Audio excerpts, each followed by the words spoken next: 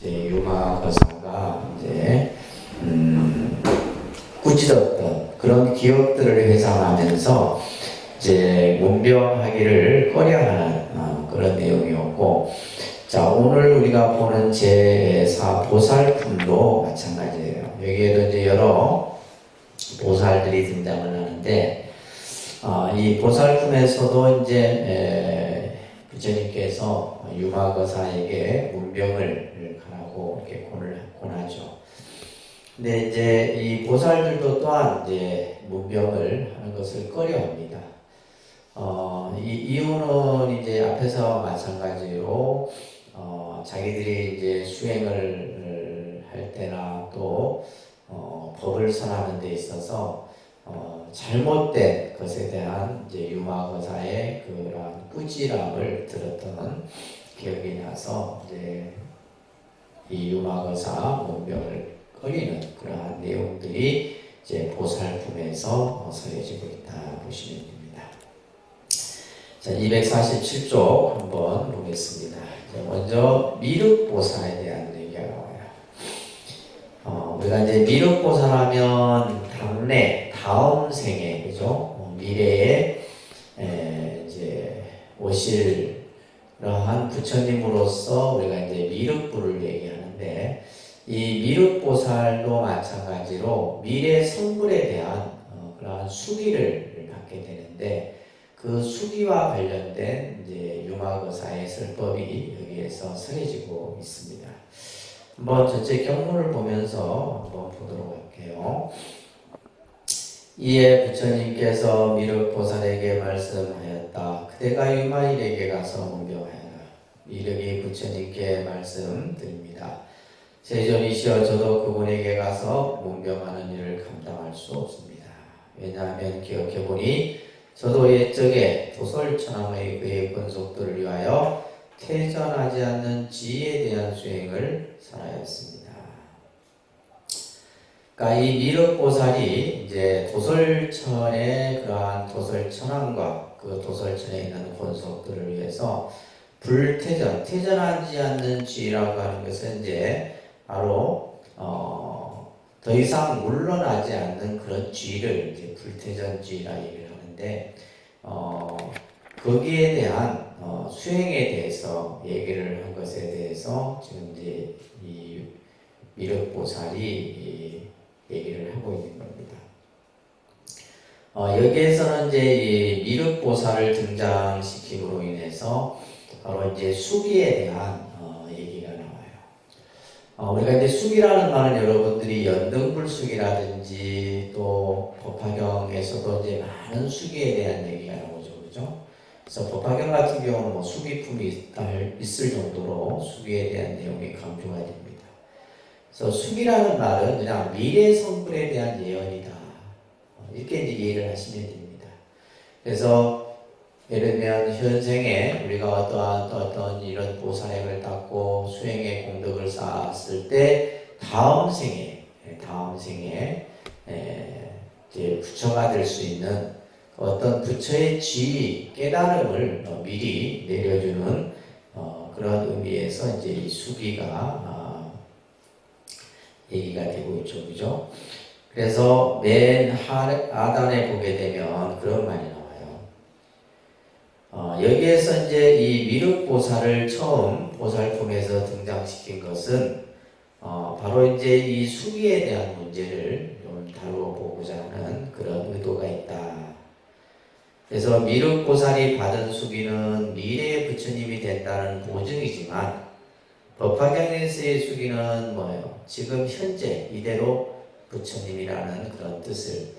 그래서 이 미륵보살이 받은 수기는 미래, 앞으로 언제인지 모르지만은 미래세에 대한 그러한 수기의 뜻으로서 이제 얘기를 하고 있는 겁니다.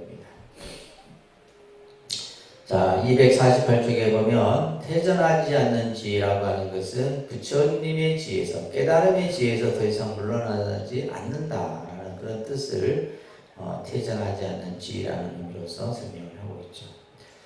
자, 그때 유마일이 저에게 와서 말하였습니다. 미륵이여, 세존께서 당신에게 수기하시기를 일생에 마땅히 최상의 깨달음을 얻으리라 하셨으니, 그러니까 이제 궁극의 깨달음을 얻는다라고 하는 그러한 예언, 이것이 바로 숙이다라는 거예요. 그죠? 우리가 이제 열심히 여러분들이 수행 공덕을 쌓고 하면 이미 우리는 뭐예요? 이 숙이라는 것은 이미 보증됐다. 보증서와 같은 의미예요. 그래서 미래 성불에 대한 보증이다라고 하는 말로도 이제 사용이 되는데, 자, 이러한 이제 말을 했다 이 말이에요. 부처님께서. 자, 그런데 이제 미륵보살이 이제 이 유마거사가 미륵보살에게 이런 질문을 해요. 어느 생으로부터 수기를 얻었습니까? 그러니까 이제 어느 생? 다시 말해서 전생이냐, 현생이냐, 내생이냐, 그죠? 그래서 과거입니까, 미래입니까, 현재입니까? 과거 생으로부터 받은 수기입니까? 아니면 현재로부터 받은 수기입니까? 미래로부터 받은 수기입니까? 이렇게 이제 물은 거예요. 이게 이제 유마거사의 질문이에요. 미륵보살에게. 만약 과거생이라면 과거생은 뭐예요? 이미 소멸해버렸다. 지나가 버렸다는 거죠. 또한 만약에 미래생이라면 미래생은 아직 오지 않은 시간을 얘기하는 거죠. 그죠? 그래서 과거생은 이미 소멸했고 미래생은 오지 않았다. 만약에 현재생이라면 현재생 또한 머물지 않습니다. 머물지 않는다는 말은 현재도 뭐예요? 계속 변해가요. 지금 우리가 벌써 지금 이 순간이라고 말하는 한 순간 뭐예요? 그죠? 이미 벌써 그 말을 하는 순간에 지나가 버린 거죠. 그렇기 때문에 현재생이라는 것 또한 머물지 않습니다. 부처님께서 설하신 바와 같이 비구여 그대는 지금 이 순간 또한 생기며 또한 늙으며 또한 소멸한다 하셨습니다. 그래서 부처님께서는 우리가 예를 들면 과거다, 현재다, 미래라 하지만은 그 시간을 우리는 뭐예요? 어떤 것을 단정 지을 수가 없다는 거예요. 현재라 하지만은 현재 또한 뭐예요? 아까 뭐라 그랬어요? 머물지 않는 상태인 거죠. 그래서 부처님께서 예를 들면 지금 이 순간이라고 하는 것 또한 그것이 일어나며 또한 늙으며 소멸해 변해간다. 시간이라는 것은 끊임없이 변해가는데 당신께서 받은 수기는 어디로부터 어느 생으로부터 받은 것이냐. 자, 이것에 대해서 이제 유마거사가 만약 무생으로서 수기를 얻는 것이라면, 여기서 밑에 보시면 무생이라는 것은 정의라고도 하는데 생멸이 없는 경지, 다시 말해서 깨달음의 경지를 이제 무생이다라고 얘기를 해요. 그래서 만약에 무생을 해서 깨달음으로써 수기를 얻는 것이라면 무생은 곧 정의라서 정의 중에 또한 수기는 없습니다. 그죠? 예를 들면 이미 깨달았는데 수기라는 것이 굳이 뭐 필요 있느냐 이 말이에요. 수기라는 것은 필요 없는 것이다. 그래서 실제 이제 이 수기 사상이 언제 이게 점점 이제 이 수기에 대한 개념이 희박해져 가냐면 불성 사상, 열애장 사상 들어보셨죠? 불성 사상, 열애장 사상이 이제 대승 중기에 나타나요. 그래서 법화경이나 지금 이 유마경 같은 경우도 뭐예요? 대승 초기 경전인데 대승 중기에 가면 불성이나 열애장 사상이 나타나는데 이 열애장 사상이나 불성 사상은 뭐예요? 이미 뭐예요? 성불의 그러한 종자를 가지고 있다는 것을 얘기하잖아요. 그러니까 굳이 수기에 대한 얘기가 필요 있어요? 필요 없어요? 필요 없는 거예요. 그래서 여기서 말하는 것처럼 그 무생으로서 수기를 얻는 것이라면 그 무생은 정의라서 정의 중에는 또한 수기가 없다. 이 말은 뭐예요? 깨달음의 경지에 이미 도달했는데 굳이 수기라는 것은 필요 없다는 거죠. 또한 최상의 깨달음을 얻음도 없습니다. 깨달음을 얻었다는 것도 없는 것이다. 이미 뭐예요? 깨달아 있는 상태인데 그것을 가지고 무슨 깨달았다, 무생이다 라고 할 것이 없다는 거예요. 그런데 어떻게 미륵이 일생의 수기를 받을 수 있겠습니까? 이렇게 이제 이 유망호사의 질문에 대해서 그러면서 이제 계속 합니다. 여로부터 생겨서 수기를 얻은 것입니까? 자, 여기서 여라는 말을 우리가 이제 한자로는 같을 여자인데 이 여라는 말은 이제 중도 밑에 보시면 250쪽에 보면 이 여라는 뜻으로서 사용되는 의미가 이제 중도나 실상, 진여, 진리 이런 그래서 여라는 말은 이제 진리다 혹은 실상이다 이런 이제 이 글자의 의미 속에 여라는 의미 속에 담겨 있는 거예요. 그래서 예를 들면 뭐 중도 실상으로부터 생겨서 수비를 얻은 것입니까? 이런 의미와 같은 거예요. 여로부터 생겨서 수비를 얻은 것입니까? 여로부터 소멸해서 수비를 얻은 것입니까? 만약에 여로부터 생겨서 수비를 얻는 것이라면 여라고 하는 것은 진리라고 하는 것은 생김도 없고 또한 여로부터 소멸함으로써 수비를 얻는 것이라면 여는 소멸이 없으니 우리가 예를 들면 실상이나 진리나 진여라고 하는 것은 생기고 없어지는 것이 아니다라는 얘기예요. 그렇기 때문에 일체 중생이 다 여입니다. 일체 중생이 다 실상이고 일체 중생이 다 진여다 이런 얘기예요. 여기에서 중요한 말이 일체법도 또한 다 여입니다. 일체법 우리가 이 존재하는 이 세상의 모든 법이 다 뭐다? 진리고 실상이고 진여다 이런 얘기예요. 모든 소멸도 또한 역시 여이고 미륵이라 하더라도 또한 여입니다. 중생도 여고 그죠? 미륵도 여고 이 일체법도 다 여의 모습이다. 만약에 미륵이 수비를 받는 것이라면 일체 중생도 또한 응당히 수비를 받을 것입니다. 만약에 미륵이 수비를 받았다고 한다면 중생 또한 수비를 받는다 이 말이에요. 그런데 왜냐하면 대체로 열하는 두 가지가 아니며 다른 것도 아니기 때문이다. 그래서 이제 우리가 이 한자적으로 이 열하는 의미가 이제 아주 깊은 그런 의미가 그래서 우리가 뭐 여여라는 말, 그죠? 여여라는 말은 진리 그대로 있는 그대로의 모습, 실상의 모습을 이렇게 여여 이렇게. 그러니까 이것은 뭐냐면 일체 가감이 없어요. 덧붙이고 줄어들고 한도 없는 것이 여여 이렇게 표현을 하는 겁니다. 자, 그러자 만약에 미륵이 최상의 깨달음을 얻을진대 일체 중생도 모두 응당히 얻을 것입니다. 미륵이 만약에 최상의 깨달음을 얻는다면 일체 중생 또한 최상의 깨달음을 얻는다. 왜냐하면 여기서 자 그런데 일체 중생이 곧 보리의 모습이기 때문입니다. 일체 중생이 바로 보리의 모습이다. 일체 중생이 보리의 모습이다. 그러니까 다시 말해서 중생이 바로 뭐다? 우리가 부처라는 말과 같은 말이에요. 그죠? 중생이 바로 진리고 중생이 바로 실상이다. 그래서 이 대승불교에서는 우리가 이제 이 유마경의 핵심이 뭐라고 했어요? 불이라 했잖아요. 불이 아니다. 예를 들면 진리라는 광명이 따로 있고 무명이 따로 있는 것이 아니라 광명이 무명이고 무명이 광명이다. 중생이 따로 있고 부처가 따로 있는 것이 아니라 부처가 중생이고 중생이고 부처다. 둘이 아닌 이치. 그래서 유마경의 핵심은 불의의 이치를 계속해서 지금 이 경전상에서 설하고 있는 거예요. 일체 중생이 곧 보리의 모습이다. 이게 굉장히 유명한 말이에요. 일체 중생이 곧 보리의 모습이다. 일체 중생이 깨달은 그 자체다 이 말이에요. 그러니까 숙이라는 것이 필요 있다 없다? 필요 없다라는 얘기예요.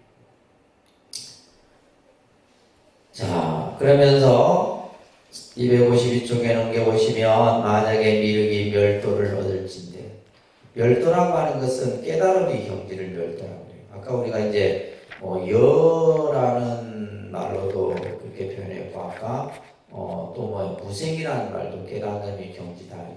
이런 이제 용어들이 조금 이제 어려운데, 그래서 멸도라는 말은 열반의 경지, 깨달음의 경지를 말해요.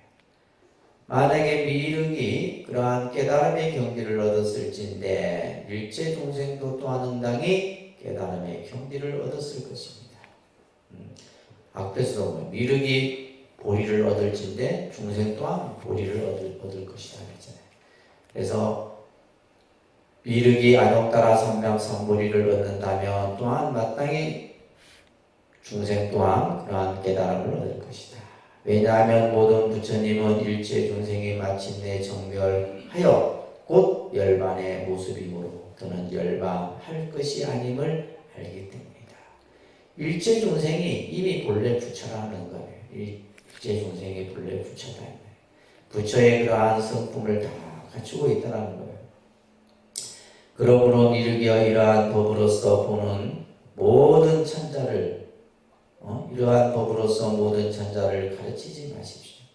예를 들면 뭐요? 수기를 해서 내세에 성불할 것이다. 이런 이제 단순한 그러한 수기의 개념을 천자들에게 설하지 말라는 얘기예요. 그러니까 우리가 이제 교리상으로는 맞는 표현이에요. 근데 이제 우리가 항상 부처님 공부는 뭐예요? 이 계속 업그레이드가 돼. 그러니까 예를 들면 우리가 반야경에서 하는 설법이 화엄경에서는 또 다른 한 단계 더 위로 올라가서 설법이 이루어지고, 그죠? 계속해서. 그러니까 이제 어느 하나의 경전만을 가지고 이것이 전체가 진리다라는 생각을 가지면 안 되는 거예요. 그러니까 우리가 이제 법화경이나 이런 이제 수기에 대해서 강조를 할 때 열심히 수행하고, 그죠? 공덕행을 쌓으며 미래 성불의 수기를 받는다. 이렇게 이제 배웠었는데, 지금 위마경에서 뭐요? 이미 본래 중생이 본래 부처다. 이 말이에요. 수기라는 게 필요 없는 거예요. 그러니까 이제 이러한 개념들이 나중에 뭐예요? 아까 얘기했던 열애장 사상이나 불성 사상에서 그대로 이어져서 나타나는 거예요. 실로 최상의 깨달음에 대한 마음을 낸 사람도 없으며 또한 최상의 깨달음에서 물러선 사람도 없다. 아니 없다. 삼명삼보리심의 마음을 낸 사람도 없고 그 자리에서 물러난 사람도 없다. 그냥 항상 뭐요? 항상 우리가 깨달음이라고 하는 것은 중생과 떨어질래야 떨어질 수 없는 것이다. 항상 우리가 함께 있는.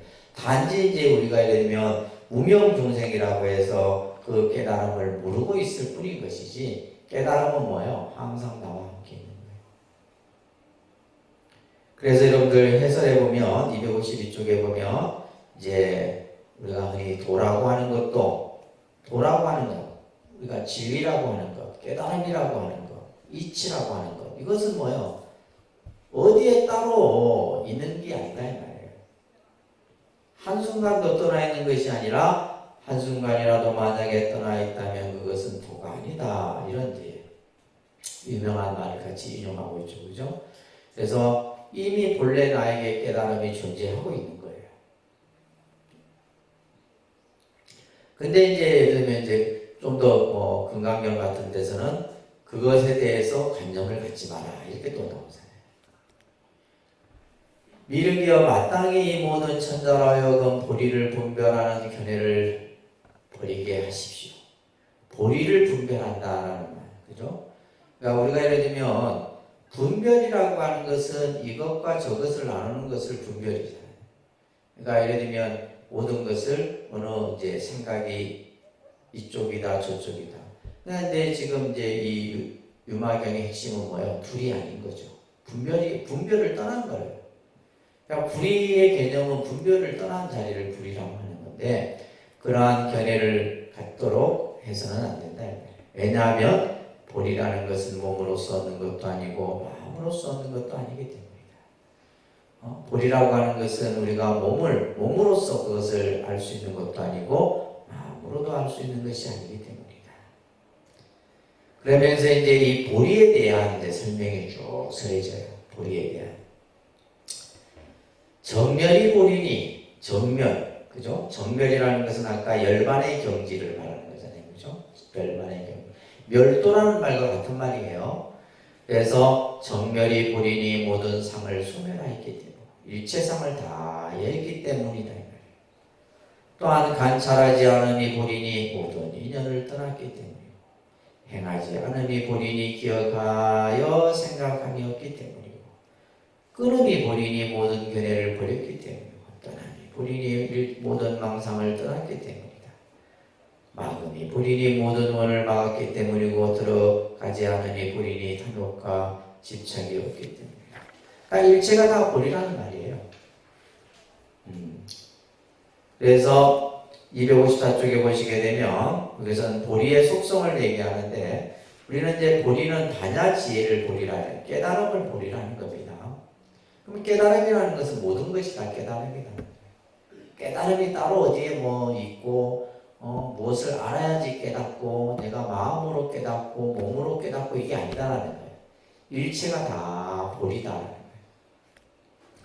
그래서 보리는 모든 것이고 모든 것이 또한 뭐다? 모든 것이 다 보리다. 이렇게 지금 이제 설명을 붙여놓고 있죠. 그죠? 또한 수순함이 보리니 수순한다. 수순이 보리다. 이 말이에요. 이것은 열을 수순하기 때문이다. 아까 열은 뭐라 그랬어요? 진리, 실상, 이치. 그죠? 수순은 뭐예요? 마치 이제 물이 흐르는 것과 같은 거예요. 물이 흐르는 이치가 보리다. 그래서 우리가 육조단경에서 도수통류라는 말 공부했잖아요. 그죠? 도는 뭐다? 통하고 흐르는 것이다. 이게 수순이에요. 통하고 흐르는 게 수순입니다. 이것이 바로 뭐다? 보리다. 머무름이 보리니 법성에 머무르기 때문이고 이름이 보리니 실제 이르기 때문이고 둘이 아님이 보리니 의식과 법을 떠났기 때문이다. 평등이 보리니 호금과 평등하기 때문이고 무의가 보리니 생기고 머물고 소멸하기 없기 때문이다. 알미 보리니 중생의 마음 움직임을 알기 때문입니다. 알지 못함이 보리다.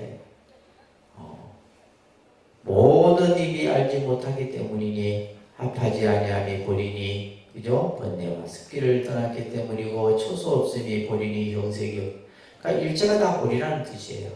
모든 것이 이 실상에 펼쳐진 모든 모습이 전부 보리의 모습이다. 그러니까 이제 우리 눈앞에 여러분들 앞에 나타난 모든 일체의 그러한 보고 듣고 느끼고 생각하는 모든 것이 다 보리다. 이런 얘기를 지금 하고 있는 겁니다. 또한 거짓 이름이 보리니 명자가 공하기 때문이고 변화가 본인이 취하고 버리면 변화하는 것이 바로 보리다. 이것은 보리라는 것은 취하고 버림이 없기 때문이에요. 어지러움이 본인이 어지러움이 없으니 본인이 항상 스스로 고요하기 때문에 또한 매우 고요함이 본인이 본성이 청정하기 때문이니 취함이 없으니 본인이 반야를 떠났기 때문이고 다름없으니 본인이 모든 법이 평등하기 때문이다. 비교할 바 없으니 본인이 비교할 수 없기 때문이고 미묘함이 본인이 모든 법을 알기 때문에 알기 어렵기 때문이다.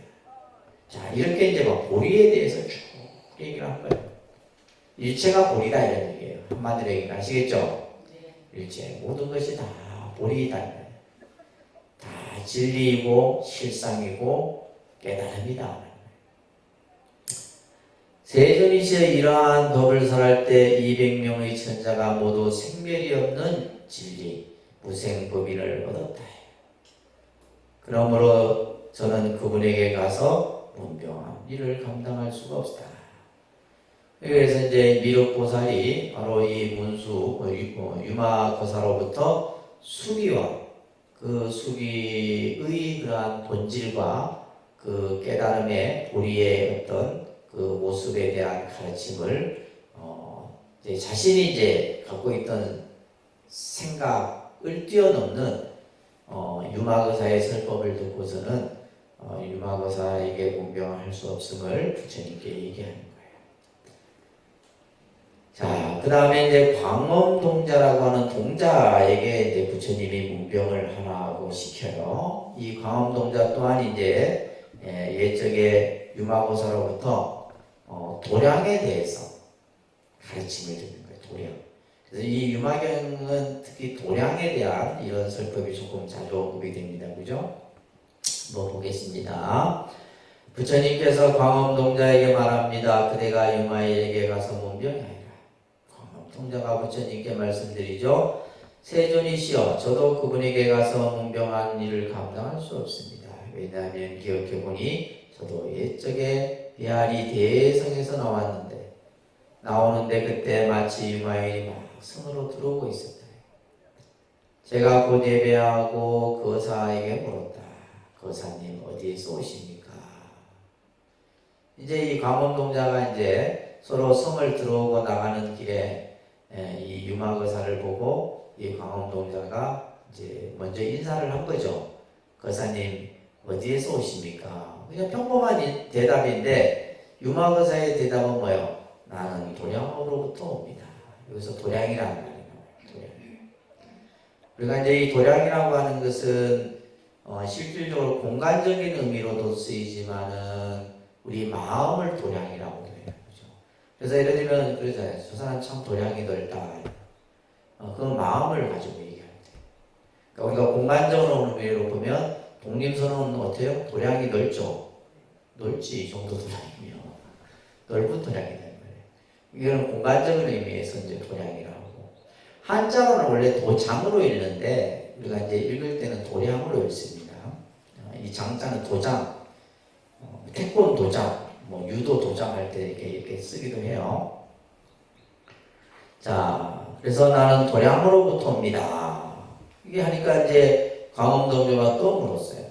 도량이란 어디입니까? 도대체 도량으로부터 온다니까 이 도량이 어디냐? 이렇게 물었더니 자, 유마거사의 설법이죠, 그죠? 고든 마음이 도량이니 직심이 도량이다. 이게 유명한 말이에요. 유마경에서 직심시 도량이다. 직심이 도량이다. 자, 이것은 따릅니다. 헛되거나 거짓됨이 없기 때문입니다. 그래서 고든 마음이 도량이다. 그러니까 우리 마음, 그죠? 이 마음인데 이 마음이 어떤 마음이냐? 직심이다. 고든 마음. 왜 고든 마음이 도량이냐? 이 마음에는 헛되고 거짓된 것이 없다 이 말이에요. 오직 뭐예요? 참되고 진실되고 순수하고 청정함만이 있다 이 말이에요. 이게 도량이다. 자, 이렇게 이제 하면서 이제 이 도량에 대한 얘기가 써있습니다. 행동에 옮기는 것이 도량이다. 258쪽에 보면 그죠? 행동에 다시 말해서 내가 마음을 일으켜서 그 마음을 일으켜 실천을 하는 것이 바로 도량이다. 능히 이를 분별하기 때문이고 깊은 마음이 도량이니라. 신심시 도량. 이 말도 이제 유명한 말이에요. 깊은 그러한 마음이 도량이다 이 말이에요. 그러니까 우리 마음이 사실은 깊죠, 그죠? 마음. 근데 이제 우리가 쓰는 마음은 옅은 마음을 쓰거든. 그냥 내가 보고 듣고 느끼고 인지하는 그 마음만 가지고 우리가 쓰는데 저 사람 참 마음이 깊다라고 했을 때 뭐예요?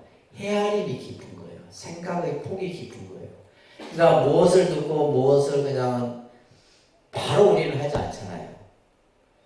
누가 예를 들면 말을 해서 그 말을 듣고 바로 그냥 하는 게 아니라 그 말을 깊이 음미해요. 마음이 깊은 사람이거든. 마음이 고든 사람이 도량이고 마음이 아주 깊은 사람이 도량이다. 이 사람은 뭐요? 공덕을 증익하기 때문이다. 그러니까 마음이 깊은 사람은 늘 공덕을 항상 이익을 점점 쌓는다 이 말이에요. 공덕의 이익을 증익하기 때문이다. 또 여기서 이제 중요한 말이 보리심이 도량이라는 말이에요. 그러니까 보리심이 도량이니 이것은 바로 그릇되거나 어긋남이 없기 때문이다. 그래서 우리가 이제 유마경에서 유명한 본문 중에 하나가 도량 본문이에요. 이 도량 본문. 꼭 기억하세요. 그래서 도량이란 바로 어떤 것이 도량이냐. 그러니까 우리가 도량이라 했을 때는 그냥 공간적인 의미에서 도량을 이해했었는데 유마경에서는 직심이 도량이고 깊은 마음이 도량이고 또한 뭐요? 보리심이 도량이다. 이게 유명한 유마경의 가르침입니다. 또한 보시가 도량이다. 259쪽에 보면 베푸는 것이 도량이니 이것은 보답을 바라지 않기 때문이다. 지게가 도량이니 성원이 부족함을 얻기 때문이고 인욕이 도량이니 모든 중생에게 마음에 걸림이 없기 때문이고 정진이 도량이니 게으르지 않기 때문이고 선정이 도량이니 마음이 조화롭고 부드럽기 때문이다. 지혜가 도량이니 모든 법을 환하게 보기 때문이다. 그래서 육바라밀이 바로 도량이다. 육바라밀을 닦는 것이 바로 도량이다. 그래서 지금 이 유마경에서는 육바라밀, 보살이 수행하는 육바라밀 사서법, 그죠? 사무량심, 이설법이 계속 반복해서 나옵니다. 그죠? 그만큼 이제 우리가 대승보살들이 실천해야 될 어떤 실천 수행에 있어서 강조되는 것이 바로 육바라밀 사서법 사무량심이에요. 자, 그 다음에 보면 자비희사에서 이제 사무량심이 나오죠. 그죠? 자비희사 이렇게 되는. 그래서 사량이 도량이니 자가 도량이다 이 말이에요. 중생을 늘 기쁘게 하는 것이 도량이다. 중생을 이것은 평등하게 생각하기 때문이다. 또한 비가 시도량이니 중생을 늘 가엾이 여김이 도량이니 이것은 지치고 괴로움을 참기 때문이고 그 다음에 기쁨이 도량이다. 기쁘고 즐거움의 법이기 때문이다. 또한 사무량심 여의는 것이 도량이니 마음이 애착이 끊어졌기 때문이다. 그래서 이제 사무량심 같은 경우는 이제 중생과 더불어서 함께하는 그런 마음을 사무량심이라고 해요. 자, 그 다음에 신통이 도량이니 6가지 신통을 성취하기 때문이고 해탈이 도량이니 능히 편안하여 집착이 없기 때문이고 방편이 도량이니 중생들을 교하기 때문이다. 사서법이 도량이니 중생을 거둬들이기 때문이다. 그러니까 이 사서법은 뭐냐면 중생을 섭수하는 거거든. 중생을 나로 향하게 한다 이 말이에요. 중생을 거두어들인다는 말은 중생을 나로 향하게 하는 거예요. 그래서 여러분들이 이제 예를 들면 자녀들을 잘 이렇게 섭수하기 위해서는 이 사서법을 행해야 됩니다. 또한 일체 중생들을 잘 섭수하기 위해서는 이 사서법을 닦아야 된다. 그래서 사서법은 뭐예요? 보시, 애여, 이행, 동사. 그래서 이것을 보시섭, 애어섭, 이행섭, 동사섭 이렇게. 이 사서법은 사실은 이제 우리가 불교에서 리더자로서, 지도자로서의 역할을 얘기할 때 이 사서법을 강조합니다. 우리가 예를 들면 이제 소임자는 이 사서법을 늘 가슴에 새기고 계셔야 돼요. 첫째는 보시는 베푸는 거죠, 그죠? 두 번째는 항상 말을 잘 가려서 할 줄 알아야 돼요. 이것을 애어섭이라고 해요. 애어섭.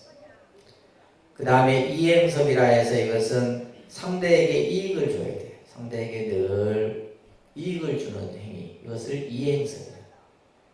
동사섭이라는 것은 그 사람을 다른 사람 상대를 차별 없이 대하는 거예요. 이렇게만 하면 여러분들이 최고의 리더자가 될 수 있는 거예요. 리더자로서의 역할을 얘기할 때도 이 사서법을 불교에서 얘기를 합니다. 이와 같이 이런 것들이 전부 도량이다 이 말이에요. 다 모든 것이 도량이에요. 또한 다문이 시 도량이니 262쪽에 보면 많이 듣는 것이 도량이다. 그래서 우리가 예를 들면 아무래도 부처님 법문을 많이 보고 들은 사람이 낫거든. 안 들은 사람보다 많이 여러분들이 경전을 보고 또한 법문을 듣고 하게 되면 그 중에 뭔가 하나라도 건질 게 있는 거예요. 안 그래? 우리가 예를 들면 그냥 많이 보고 듣는 게 그냥 대수냐 하는데 많이 듣고 많이 보다 보면 그 중에서 하나만 건지면 돼. 하나. 그냥 뭐 이것을 이해하고 내가 그냥 뭐 그냥 다 빼려고 하지 말고 하나만 딱 건지면 돼. 그래서 여기서 말하는 것처럼 많이 듣는 것이 도량이다. 그래야지만 들은 대로 행동하기 때문이고, 그죠? 항복받은 마음이 도량이니 모든 법을 바르게 관찰하기 때문에. 그래서 우리가 예를 들면 항복받는 마음이라는 것은 뭐예요? 상이 없는. 내가 상으로부터, 그죠? 어떤 관념이나 집착으로부터 벗어나야 되는. 이것이 바로 뭐예요? 도량이다. 그렇게 했을 때 우리는 모든 법을 바로 볼 수 있는 거죠. 37조도품이 도량이니 유의의 법을 다 버리기 때문이고, 사제가 시도량이니, 그죠? 고진멸도를 사성제라고도 하잖아요, 그죠? 이 사제가 도량이니 세간을 속이지 않기 때문이다. 이 사성제는 뭐냐면 우리 중생사의 모든 고통을 다 풀어내는 이치가 이 사제 안에 다 들어있기 때문이에요. 그래서 중생을 속이지 않는다라고 얘기하는 거예요. 12연기가 도량이니 무명에서 늙고 병들매 이르기까지 모두 다함이 없기 때문이다. 또한 모든 번뇌가 도량이니, 그죠? 번뇌가 도량이다. 번뇌가 도량이고. 그러니까 이게 예를 들면 우리가 이제 이 불의의 이치에서 보면 좋고 나쁜 게 없어요. 불의의 이치에서 보면 우리가 이제 분별의식에서 보면 좋고 나쁨이 있지만은 깨달음의 경지, 우리가 불의의 경지를 깨달음의 경지라고 하잖아요. 그죠? 그 깨달음의 경지에서 보면 좋고 나쁨이 없는 거예요. 불의와 번뇌가 따로 없다 이런 얘기예요. 앞에서는 이제 좋은 것만 이렇게 딱 얘기했는데, 그죠? 여기에서는 번뇌가 도량이니, 번뇌가 꼭 도량이다 이거예요. 사실과 같게 알기 때문에. 중생이 도량이니 무아를 알기 때문이고, 일체법이 도량이니 모든 법이 공함을 알기 때문이고, 마구를 항복받음이 도량이니 기울거나 움직이지 않기 때문이고, 삼계가 도량이니 나아갈 바가 없기 때문입니다. 그래서 번뇌가 곧 도량이다 말을 하고 있죠. 또한 사자후가 도량이니 두려워할 것이 없기 때문이고 10가지인가 4가지 두려움과 18가지 특별한 법이 도량이다. 그래서 이것은 이제 심력, 사무소의 18불공법을 이제 우리가 앞에서 공부했었는데 이런 것들이 전부 도량이다. 이것은 허물이 없기 때문이고 삼명이 도량이니 다른 장애가 없기 때문이고 한순간에 일체법을 아는 것이 도량이니 일체의 죄를 성취하기 때문이다. 이와 같아서 선남자야 보살이 만약에 모든 바람일에 맞추어 중생을 교하면 모든 하는 일과 또한 발을 들고 발을 내림이 마땅히 다 도량에서 온 것임을 알아서 불법에 머무는 것입니다. 일체가 다 도량이다라는 얘기예요. 앞에서는 일체가 다 보리라 그랬잖아요, 그죠? 여기에서는 일체가 다 도량이다 이런 이제 법문을 유마거사가 하는 거예요. 이러한 법을 설할 때 500명의 천인들이 다 같이 재상의 깨달음에 대한 마음을 내었다. 그러므로 저는 그분에게 가서 분명하는 일을 감당할 수가 없습니다. 그래서 여기에서 밑에 이제 해설을 보시면 보살이 중생을 교하는 여러 가지 방법들이 있는데 그러한 것들이 전부 도량으로서 설명을 하고 있는 내용이 바로 이 광엄동자와 도량과 관련된 얘기예요. 자, 266쪽에 보면 이제 또 다음은 지세보살이라는 보살을 문병할 것을 이제 부처님이 얘기를 합니다. 이때 이 지세보살도 또한 문병을 가지 못하는 이유에 대해서 또 설하고 있는 거예요. 한번 보겠습니다. 부처님께서 지세보살에게 말합니다. 그대가 유마일에게 가서 문병해라. 지세보살이 부처님께 말씀드리죠. 세존이시여서도 그분에게 가서 문병하는 일을 감당할 수가 없습니다. 왜냐하면 기억해보니 저도 옛적에 조용한 방에 있었는데 그때 파순이 12,000 처녀들을 거느리고 왔는데 그 모습은 마치 제석천왕과 같았다. 지금 이제 이 지세보살이라는 보살이 자기 방 안에 딱 이렇게 선정에 들어 있었는데 이때 이제 마왕파손, 우리가 이제 부처님이 성도를 할 때 그 성도를 하지 못하도록 방해를 주도했던 인물이 바로 이 마왕파손이거든. 그러니까 다시 말해서 이제 이 마구니들인데 이 마구니들이 12,000명의 천녀들을 다 거닐고 이제 지세보살 앞에 나타나는데 그 모습이 마치 뭐와 같아요? 제석천왕의 모습과 같았다. 그러면서 곡을 연주하고 노래를 부르며 제가 있는 곳으로 와서 그들의 권속들과 함께 저희 발에 머리 숙여 예배하고 합장 공경하여 한편에 서 있었다. 그러니까 이제 지세보살이 마치 그냥 분명히 마왕파손과 12,000명의 그러한 하늘의 그 천녀들이 그냥 이었는데 보니까 제석천왕의 모습이었다. 이들이 이제 막 음악 악기로 연주도 하고 이러면서 예배를 하고 한쪽에 딱 머물러 있는 이제 이것을 이제 본 거예요. 저는 생각에 제석천이라고 여기고 그에게 말하였다. 잘 오셨습니다. 교시가요. 이 교시가라고 하는 것은 이제 제석천이 인간 세상에 있을 때 가졌던 성이 바로 교시가라는 성이에요. 교시가요. 비록 복이 있다고 하나 마땅히 스스로 무례하고 금방지게 하지 마시오. 이게 지금 뭐냐면 지세보살이 마왕파순인 줄도 모르고 제석천인 줄 알고 제석천에게 지금 법문을 설하는 거예요. 나중에 이제 이걸 이제 유마거사에게 꾸지람을 듣는 거예요. 그러면서 마땅히 오욕이 무상함을 살펴서 선의 근본을 구할 것이고 뭔가 목숨과 재물의 경고한 법을 닦으십시오. 라고 이렇게 말했더니 저에게 말하였어요. 보살님이여, 이 12,000 천녀들을 받아서 가히 먼지를 쓸고 물을 뿌리고 청소하는 일을 시키십시오. 다시 말해서 이 12,000명의 천녀들을 보살이 그냥 이렇게 보살이 하는 일에 있어서 여러 가지 심부름 시키는 일을 이렇게 시키라고 이렇게 지금 이제 제석천이 얘기를 하는데 원래는 누구예요? 마왕파순인 거죠, 그죠? 저가 곧 말하기를 교시가여, 이 법답지 못한 사람들로서 사문이며 부처님 제자에게 요구하지 말지니. 그러니까 예를 들면 지금 이제 이 지세보살 입장에서는 기분이 안 좋은 거예요.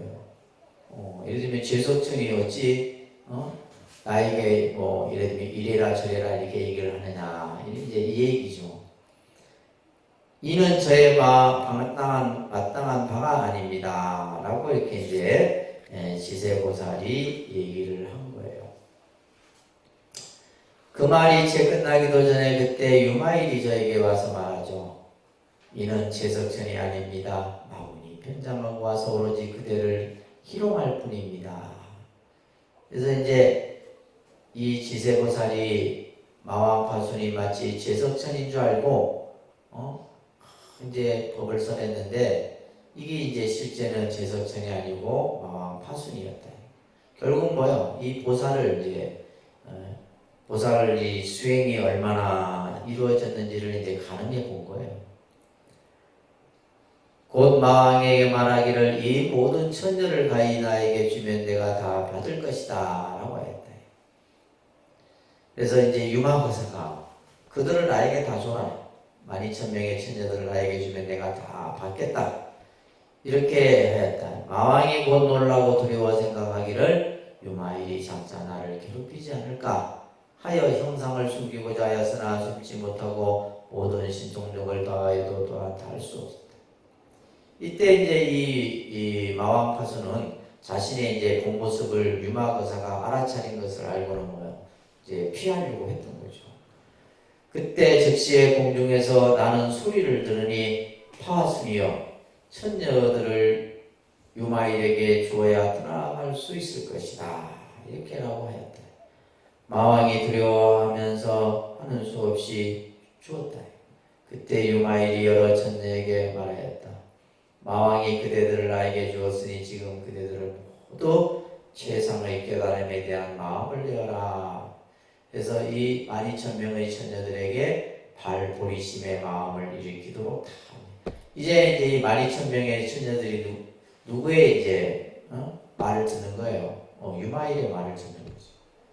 그래서 유마 거사가 이제 이 12,000명의 처녀들에게 발보리심해라, 보리심을 일으켜라, 이렇게 이제 말을 한 거예요. 그리고는 곧 알맞은 바에 따라 그들을 위하여 법을 설하여 도에 대한 마음을 내게 하고, 다시 말했다. 그대들이 이미 도에 대한 마음을 내었으니 법의 즐거움으로 스스로 즐길 것이며 다시는 오용락으로 즐기지 마라. 세속의 욕망에 끄달리지 말고 부처님의 법에 의지해서 열심히 딱 공부하라는 이제 이렇게 유마거사의 말씀이 있었던 거죠. 그러자 이제 그 12,000명의 천녀 중에 한 천녀가 묻습니다. 이제 여기서부터 이제 또 유마거사의 설법들이 이제 쭉 서해지는데, 하이 법납이니까 무엇이 법의 즐거움입니까? 아까 이제 유마거사가 법의 즐거움을 그죠? 느껴라. 어떤 것이 법의 즐거움이냐? 그래서 우리가 이제 법피라는 말이 있어요. 법피, 법의 기쁨, 법의 진리 속에서 느끼는 기쁨, 이런 말이 있는데 어떤 것이 바로 법의 즐거움이냐, 법락이냐? 유마거사가 말합니다. 법의 즐거움은 항상 부처님을 믿는 것이다. 자, 여기서 이제 중요한 말이에요. 어떤 것이 법의 즐거움이냐? 답니다. 법의 즐거움은 항상 부처님을 믿는 것이다. 우리가 이제 부처님을 믿음으로써 그 믿음이 결국 뭐예요? 법의 즐거움이다. 아까 이제 세속의 오용락에 끄달리지 말고 바로 법의 즐거움을 느껴라는 이 말에 이 천녀가 도대체 무엇이 법의 즐거움입니까? 법의 즐거움이란 바로 부처님을 믿는 것이다. 또한 따라합니다. 법의 즐거움은 법문을 듣고자 하는 것이다.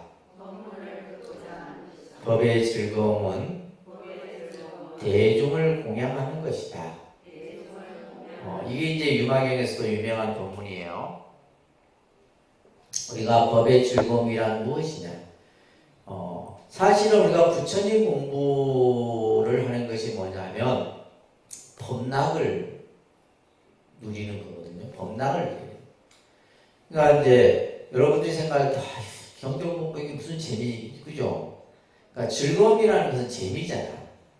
행복이고 기쁨이고.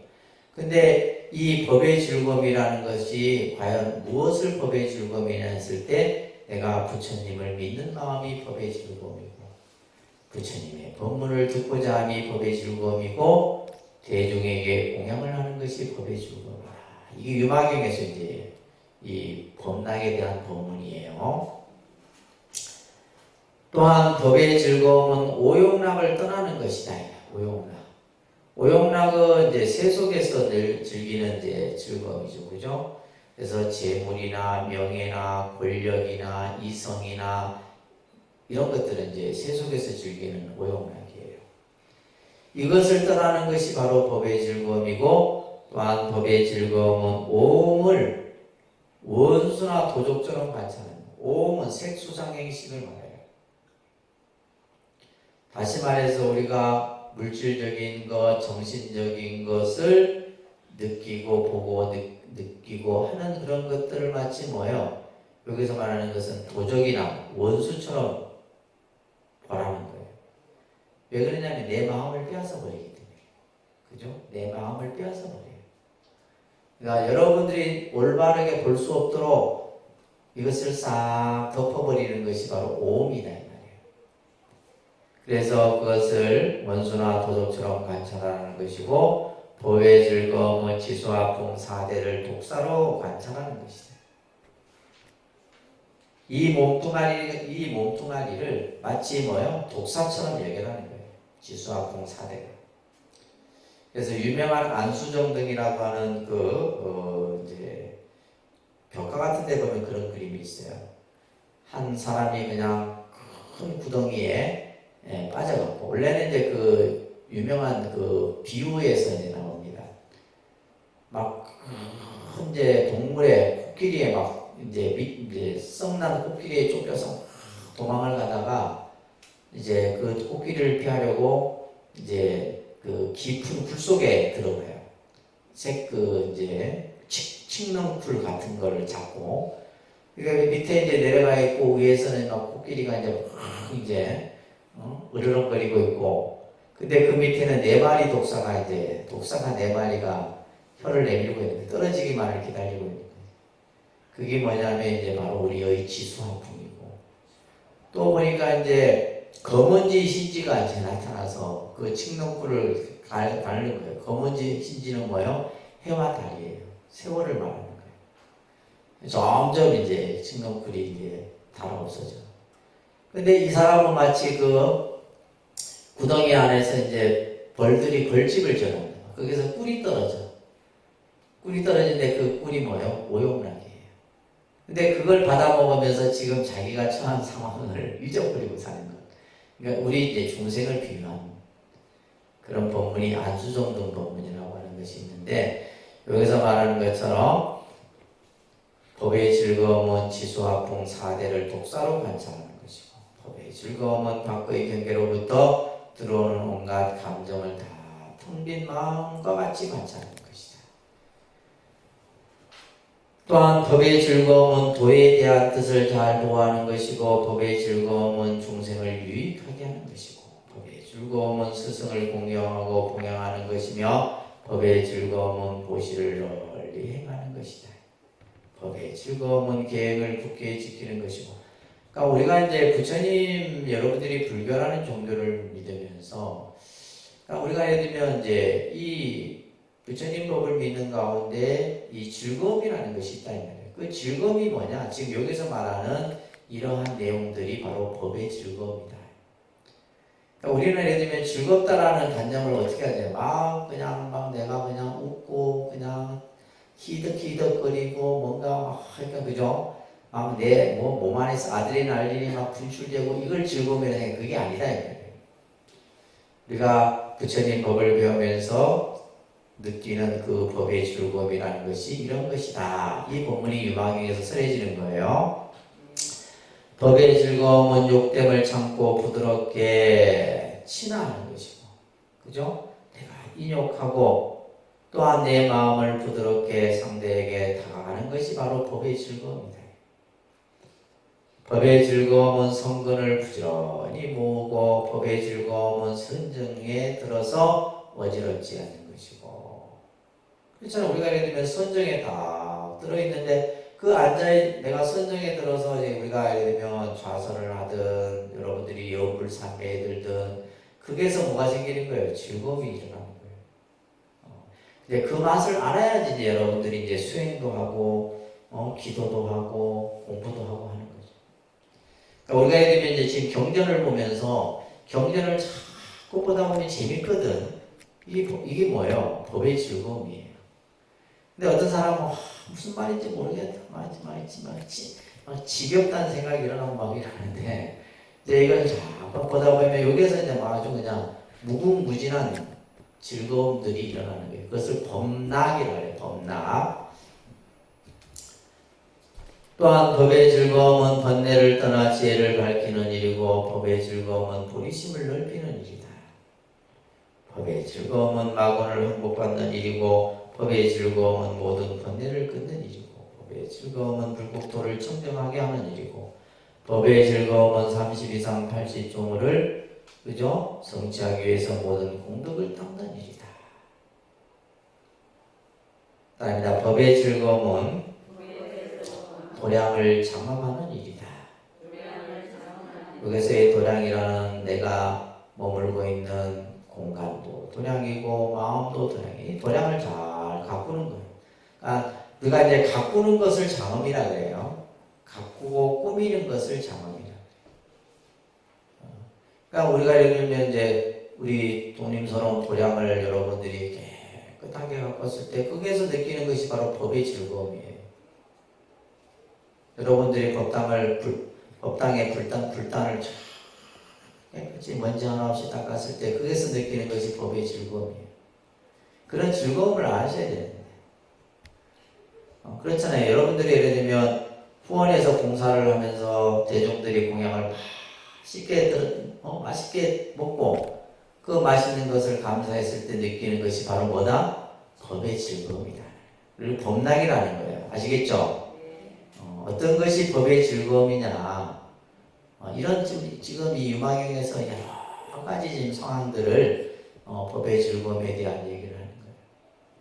내가 절을 하면서 법의 즐거움을 느낄 수 있고 경을 읽으면서 느낄 수 있고 그죠? 모든 것을 다 하면서 느낄 수 있는 거예요. 법의 즐거움은 깊은 법문을 들어도 두려움이 없는 일이고 법의 즐거움은 또한 공무상 무짝이라는 3회타를 얻어 아직 때가 아닌 것을 즐기지 않는 것이다. 법의 즐거움은 함께 수행하는 사람을 가까이 하는 이게 참 좋은 말이에요. 그죠? 다릅니다. 법의 즐거움은 함께 수행하는 사람을 가까이 하는 것이다. 법의 즐거움은 함께 수행하지 않는 사람과 더불어 있어도 마음에 걸림이 없는 것이다. 그러니까 우리가 예를 들면 함께 수행하는 사람과 가까이 해도 법의 즐거움이고 또한 함께 수행하지 않는 사람과 더불어 있어도 그렇잖아요. 우리는 예를 들면 꼭 나와 함께 해야지 좋다라고 생각하는데 그냥 하지 않는 사람은 그냥 하지 않는 대로 둬도 돼. 근데 여러분들은 뭐예요? 하지 않으면 왜 저 사람 나는 하는데 저 사람은 안 하냐 생각하잖아요. 더불어 함께 하려는 생각이 없어요. 무슨 말 이해되세요? 네. 여러분들 그러잖아. 예를 들면 나는 왜 이렇게 막 하는데 사실은 그러니까 인간적인 감정에서 보면 안 하는 사람은 믿지. 나도 내가 길 때도 미워요. 근데 그 사람은 또 그 사람대로 더불어 함께 하는 것을 뭐예요? 그래서 마음에 걸림이 없다는 것은 뭐냐면 좋고 싫음이라는 어떤 예를 들면 내 마음에 어떤 장애가 일어나지 않도록 그냥 있는 그대로 그냥 하면 돼요. 하면 하는 대로 못하면 못하는 대로 이렇게 해야 되는데 우리는 이제 자기 주관적 관점에서 자꾸 이제 생각을 하다 보니까 하는 거예요. 하여튼 내가 여기 보면 뭐 하여튼 말도 안 되는 얘기들을 여러분들이 자꾸 해서 내가 머리가 아파. 그냥 여기서 우리가 이제 모든 것이 다 부처님 법의 안에서 이루어지는 모든 것들을 다 우리가 이제 법의 즐거움이라고 하는 이 속에서 만들어지는 거예요. 자, 법의 즐거움이란 악지식을 거느려 보호하는 일이고 우리가 선지식만 가까이 하는 것이 아니라 악지식도 뭐요? 그 사람 또한 뭐요? 잘 이제 자꾸 이제 좋은 방향으로 나아가도록 하는 것 또한 법의 즐거움이다 이 말이에요. 그래서 예를 들면 어떤 불자가 기도도 안 하고 수행도 안 해. 그러면 그 사람을 자꾸 뭐요? 수행하고 기도하는 쪽으로 자꾸. 그래서 우리가 선지식만 가까이 해서 되는 게 아니라 악지식도 선지식이에요. 그래서 불의 법문에서 보면 악지식, 선지식이 따로 있는 게 아닙니다. 아시겠어요? 선지식도 나에게 필요한 존재고 악지식도 나에게 필요한 존재다. 법의 즐거움은 선지식을 친근하고 가까이 하는 거.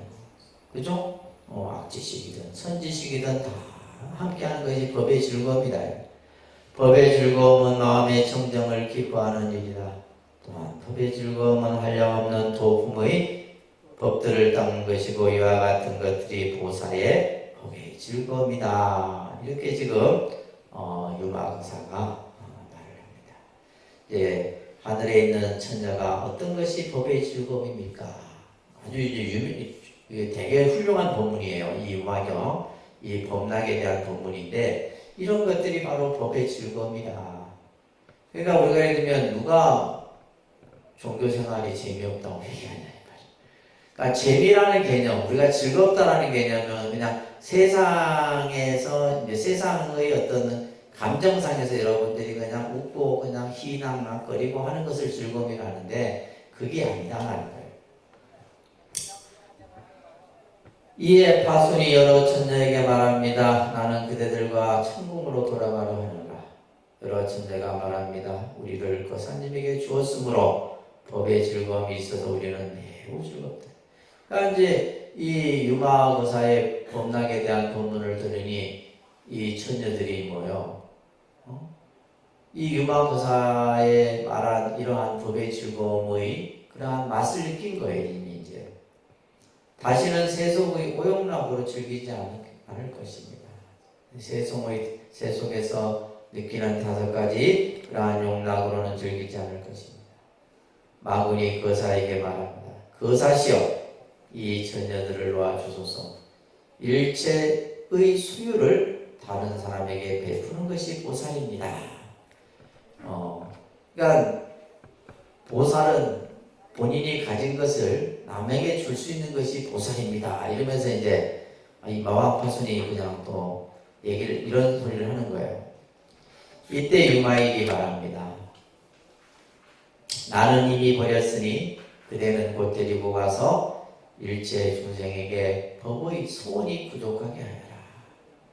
그래서 이제 이 12,000명의 처녀들은 나름의 법락을 다 느꼈고 그 가르침을 이제 다 설해 준 거잖아요. 그리고 유마거사는 이미 마음으로부터 이들을 다 놓아줘 버렸어. 이에 여러 처녀가 유마거사에게 묻습니다. 우리가 어떻게 마왕의 궁전에 머물러야 합니까? 유마일이 말합니다. 여러 동생이여, 법문이 있으니 담이 없는 등불이에요. 부처님 법이 있으니 꺼지지 않는 등불과 같다 이 말이에요. 그러니까 이제 부처님 법에 의지해서 항상 마음을 가지게 되면 너희들이 예를 들면 그 마왕 파순의 궁전에 머문다 할지라도 항상 법의 즐거움 속에 있을 것이다. 이런 얘기를 하는 거예요. 그대들은 마땅히 배울지니라. 담이 없는 등불이란 비유하자면 하나의 등불이 백천의 등불을 밝혀서 어둠을 다 밝게 하되 그 밝음이 마침내 다하지 않는 것이다. 이 구절도 또한 이제 유마경이 아주 중요한 그런 구절이에요. 하나의 등불이 백천의 등불을 밝히고, 그죠? 하나의 등을 옆으로 밝히고 하다 보면 백천의 등불들이 전부 밝혀져서 그 어둠이 다 밝게 하되 또한 그 밝음은 다하지 않는다는, 꺼지지 않는다. 그 밝음의 등불은 영원히 밝게 빛난다라는 그런 말이에요. 이처럼 여러 동생이여 한 보살이 백천 중생을 가르쳐서 최상의 깨달음에 대한 마음을 내게 하되 그 도는 또한 소멸해 버리지 아니하며 설하는 바의 법을 따라 저절로 일체법을 더욱 늘어나게 하는 것이 이것이 이름이 다함이 없는 등불이다. 그래서 하나의 등불이 여러 등불로 옮겨져서 이것은 부처님의 법이 그죠? 그죠? 우리가 예를 들면 지금 부처님 법이 2600년 동안 꺼지지 않고 그 법등이 계속 전해지고 내려오고 있잖아요. 오히려 더 밝아지고 있어. 그 등불이. 하나의 등불이 1000개가 되고 10,000개가 되고 그죠? 수억 개가 되어서 이 부처님의 법의 등불이 세상을 환하게 밝히는 것 같다. 이게 바로 이제 여기서 말하는 담이 없는 무진등이라는 그러한 의미로서 설명을 하고 있는 겁니다. 그래서 270쪽에 해설해 보게 되면 그렇죠. 우리가 한 사람, 저도 요즘에 이런 생각을 많이 하는데 제대로 된 한 사람의 불자가 있으면 그 한 사람이 10명의 불자를 제대로 만들 수가 있고 10명이 제대로 된 불자가 되면 10명이 100명을 만들 수가 있어요. 그렇잖아요. 100명이 1000명을 제대로 된 불자를 만들 수가 있고 근데 우리는 지금 뭐 제대로 된 한 명의 불자가 없는 거예요. 그러니까 그 등불을 나만 가지고 있는 거예요. 나만 가지고 있으면 안 된다 이 말이에요. 그러면 그건 한 등밖에 안 돼. 근데 그 하나의 등불을 뭐요? 다른 사람에게 옮겨주고 해서 그 부처님의 법의 등불이 그냥 펼쳐지도록 해야 되는데 그걸 못하는 거예요. 그래서 예를 들면 독립선언회에 오시는 우리 불자님들 한 분 한 분 보면 다 훌륭하고 뛰어난데 이걸 자기만 가지고 있는 거예요. 자기만. 이걸 다른 사람에게 전해주려고 하지 않아요. 그래서 내가 요즘에 생각해요. 딱 20명만 제대로 불자 만들면 2000명 만드는 건 일도 아니다 이런 생각해요. 20명이 이제 제대로 된 사람이 없는 거죠. 제대로 된 불자로서의 부처님의 법의 그런 어떤 가르침에 딱 중부정한 사람이 없는 거예요. 자, 그러한 얘기가 이 유마경에서 설해지고 있는 겁니다. 그대들은 비록 278쪽에 마의 궁전에 머물더라도 이 다음이 없는 등불을 활용하여 무수한 천자와 천자들에게 최상의 깨달음에 대한 마음을 바라게 한다면 부처님의 은혜를 갚는 것이 될 것이며 또한 일체 중생을 크게 유익하게 할 것이다 라고 이제 유마거사가 말한 거죠. 그죠? 그때 천녀들이 머리로서 유마거사의 발에 예배하고 마왕을 따라 궁전으로 돌아가 호령이 보이지 않았다. 세존이시여 유마일이 이처럼 자세한 실력과 지혜와 비언지가 있습니다. 그러므로 저는 그분에게 가서 문병하는 일을 감당할 수가 없습니다. 자, 그래서 여기서 지세보살과 이제 도량에 대한 강원동인가요? 지금 여기서 누가 나왔었어요? 그 앞에서 지세보살이네요, 그죠? 지세보살과 이제 그 마왕 파순과 더불어서 법락에 대한 법의 즐거움이 어떤 것이 법의 즐거움인가 이런 본문이 여기에서 설해졌다는 거 정도만 여러분들이 기억을 하시면 되겠고요. 그 다음에 279쪽에 보면 이제 선덕 이제 이 지금 장자가 이제 나와요. 이 선덕 장자에게 보시에 대한 얘기를 하는데 특히 법보시에 대한 설법이 설해져요. 법보시 유마거사가 이제 하는데 이 선덕 장자는 우리가 이제 장자는 뭐냐면 당시 부처님 당시에 이제 큰 재물을 모은 분들을 우리가 보통 장자라고 해요. 그래서 이 선덕 장자는 늘 매일매일 사람들에게 가난하고 어렵고 배고픈 사람들에게 늘 물질적인 보시를 늘 했던 분이에요. 그래서 이 선덕 장자에게 이제 유마거사가 법보시에 대한 보시 가운데서도 최상의 보시가 법보시다라는 이러한 설법을 여기서 합니다. 부처님의 장자의 아들 선덕에게 부처님이 장자의 아들 선덕에게 말합니다. 그대가 유마일에게 가서 문병해라. 선덕이 부처님께 말씀드렸다. 세존이시여 저도 또한 감히 그분에게 가서 문병하는 일을 감당할 수가 없습니다. 왜냐하면 기억해 생각해보니 저도 옛날에 스스로 아버지의 집에서 큰 보시 모임을 열어 모든 사문과 바라문과 여러 외도와 빈궁한 사람들과 하찮은 사람들과 고독한 사람들과 그림들에게 7일이 차도록 공양을 베풀었습니다. 그래서 이 선덕 장자는 이제 예전에 자기 집에서 일주일 동안 쉬지 않고 이제 물질적인 보시를 오는 사람에게 다 이제 베풀었다라는 그런 과거의 기억을 이제 상기를 하는 거죠.